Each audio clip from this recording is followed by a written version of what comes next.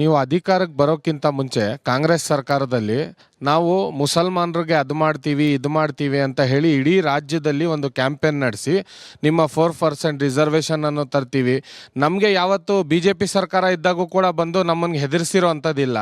ಒಂದು ಭಯವನ್ನು ಹುಟ್ಟಾಕಿ ಆಮೇಲೆ ನಾವು ಅದನ್ನು ಮಾಡಿಸ್ತೀವಿ ಇದನ್ನು ಮಾಡಿಸ್ತೀವಿ ಅಂತ ಹೇಳಿ ಲಾಸ್ಟಿಗೆ ನಿಮ್ಮ ಕ್ಯಾಬಿನೆಟ್ ಎಲ್ಲ ರಚನೆ ಆದಮೇಲೆ ನಮಗೆ ಮುಸಲ್ಮಾನರಿಗೆ ಮೂಸು ನೋಡಲ್ಲ ನೀವು. ಯಾಕಂದರೆ ನಮ್ಮಲ್ಲಿ ಒಂದು ನಂಬಿಕೆ ಹುಟ್ಟಿಸಿರ್ತೀರ, ಕಾಂಗ್ರೆಸ್ ಸರ್ಕಾರ ಬಂದರೆ ಮಾತ್ರ ನೀವು ಧೈರ್ಯವಾಗಿರ್ಬೋದು, ಇಲ್ಲ ಅಂತ ಹೇಳಿದ್ರೆ ನಿಮ್ಮ ಜೀವನದಲ್ಲಿ ನೀವು ಧೈರ್ಯವಾಗಿ ಇರೋಕ್ಕಾಗಲ್ಲ.